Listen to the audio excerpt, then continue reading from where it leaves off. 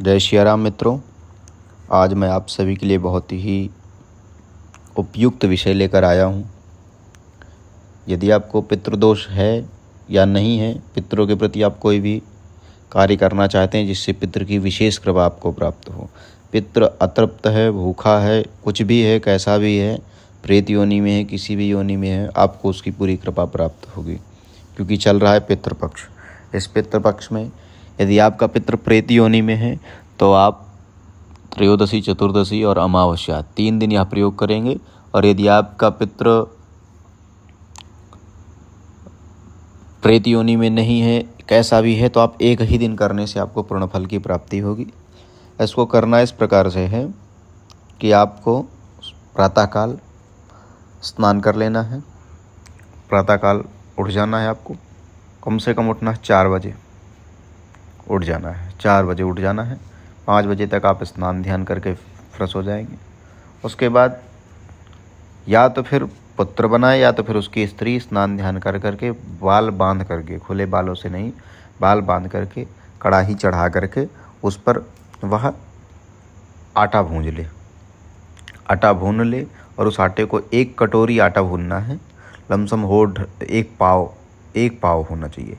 1 पाव आटा भून करके उसको अलग रख दे। फिर उसके बाद भोज बनावे। भोज में खीर, पूड़ी, सब्जी, हलवा इत्यादि जो भी उससे बन जाए वो भोज बनावे।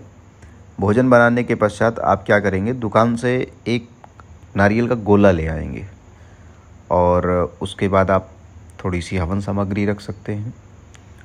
हवन सामग्री में आप काले तिल, इंद्रजौ, जौ और कमलगट्टे के बीज और उसमें आप थोड़ा सा गूगल और गुड़ डाल करके मिक्स कर लेंगे। चावल डाल देंगे उसमें। सबकी मात्रा आप 100-100 ग्राम, 250-250 ग्राम कर सकते हैं और इसको मिक्स करके सामग्री बना लेंगे। 1 पैकेट आम की लकड़ी ले आएंगे, 1 केजी ले आएंगे और या तो फिर आप उपले रख लीजिए। हवन कर सकते हैं तो करिए, नहीं तो कोई आवश्यकता नहीं है, पर कर लेंगे तो विशेष कृपा हो जाएगी।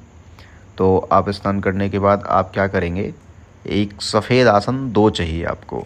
एक आप अपने लिए बिछाएंगे, एक अपने सामने बिठाएंगे। सफ़ेद आसन, आप सफ़ेद आसन बिछाएंगे।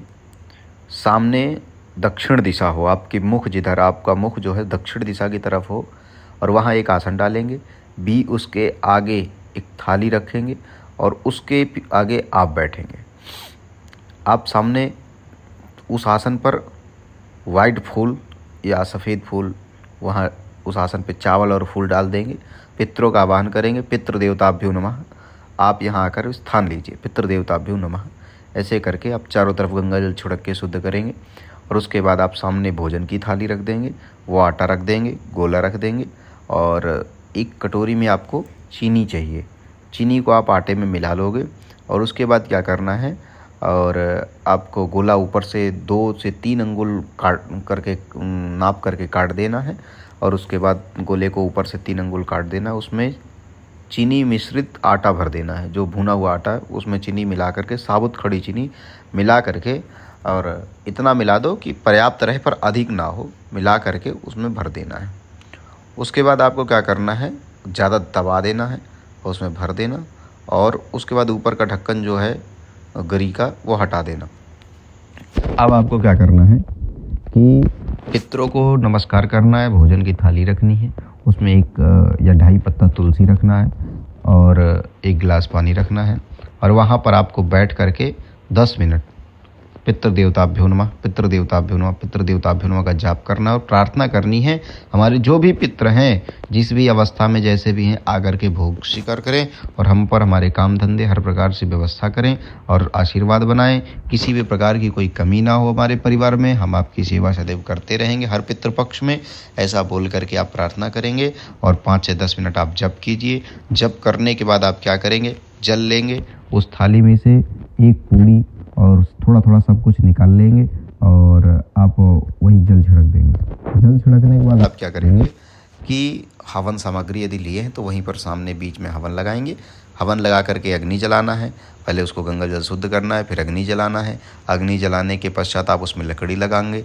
लकड़ी लगाने के पश्चात आप उस चारों तरफ जल छोड़ देंगे। 1 कटोरी में घी लेकर बैठ जाएंगे हवन सामग्री, और जो आटा बचा होगा उसमें थोड़ा सा आटा बचा रख लेना है, वो जो बचा हुआ था, बच जाएगा आटा, तो आटा रख लेना है।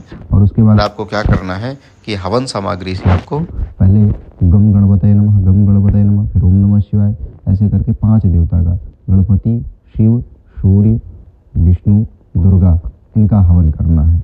इनका हवन करने के पश्चात आप अपने कुल देवताभ्यो नमः, कुल देवताभ्यो नमः, कुल देवताभ्यो नमः। फिर इसके बाद आपको करना पितृ देवताभ्यो नमः। जितनी सामग्री बचेगी आप सब पितृ देवताभ्यो नमः करके अंत में 1 या 11 बार, 7 बार, 5 बार जो भी सामग्री बचे, अंत में आप गायत्री मंत्र से हवन कर दें। इतना करने के पश्चात जो आटे का बचा रहेगा आटा, उससे आपको लेना है पितृ देवताभ्यो नमः बोलते हुए आप उस आटे से हवन करेंगे। जितना भी बचा हुआ 108 बार हो जाए, 1 मिनट हो जाए, 10-15 मिनट, जितना समय लगे आप हवन कर दीजिए। और उसके बाद आपको जो गोला है वो अग्नि में नहीं डालना है, उसके बाद आपको घी डाल करके उसे सही से जला देना है और एक पूड़ी उसमें सारा भोजन रख करके पितरों के निमित्त उस यज्ञ में डाल देना है और हाथ जोड़ करके प्रार्थना करनी है, हमारे पितर हमारा भोग स्वीकार करें। फिर उसमें घी ऊपर से धार बना के अपने सर के ऊपर तक घी डाल देना है, उसी में अग्नि में डालना है, सर के ऊपर तक उठा करके घी डाल दें। और उसके पश्चात हाथ में जल ले करके प्रार्थना करें। यह यज्ञ और भोज मैं सभी देवताओं से प्रार्थना करता हूँ कि हमारे पितरों को प्राप्त हो, जिससे हमारी पूर्ण आयु, उन्नति और दीर्घायु, यशस्वी, ऐश्वर्य, विद्या, बुद्धि सब कुछ वृद्धि हो और हम सदैव तत्पर सेवा में तत्पर रहें। ऐसे करके सामने जल छोड़ दें और उसके बाद घुटने टेक करके प्रणाम करना है, पृथ्वी पर जल डालना है, जल को प्रणाम करना है। और उसके बाद जो गोला होगा वो गोला लेके आप सीधे चले जाएंगे अपने घर से बाहर किसी पीपल पेड़ के नीचे। जो पीपल के पेड़ में लोग जल वल वगैरह न चढ़ाते हो या जल भी चढ़ाते हो तो वहाँ खाली स्पेस हो, उस पीपल के पेड़ के नीचे जाएंगे। खोदने के लिए कोई लकड़ी या कोई लोहे का, वैसे लोहा नहीं ले जाना चाहिए, पर अगर लकड़ी से खोदा नहीं जाएगा तो आप लोहे की खुरपी वगैरह यूज कर सकते हो, लेके जाना है। पीपल की जड़ के पास में आप वहाँ गड्ढा कीजिए। गड्ढा इतना कीजिए कि वो गोला का जितना है केवल उतना दब जाए, ढकना नहीं है, गोला पृथ्वी के बराबर रहे ताकि उसे चींटियाँ खा सके, हल्का सा उठा रहे जमीन से, मिट्टी से। उसको खोद करके गोला उसमें लगा दीजिए और चारों तरफ से हल्की हल्की मिट्टी लगा दीजिए और वो गोला खुला रहे ताकि चींटियाँ खा सके।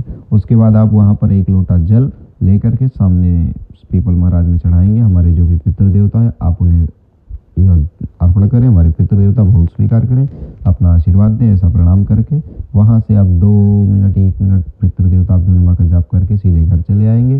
घर आकर के आप पूरे घर में गंगा जल लेंगे, मंत्र पढ़ेंगे, पितृ देवताभ्यो नमः, पूरे घर में गंगा जल छिड़केंगे। उसके बाद आप भोजन करेंगे, अपने कार्य व्यापार में आराम से निकल जाइए। आपके सारे कार्य सिद्ध होंगे और इससे आपको पूर्ण पितृ की कृपा प्राप्त होगी।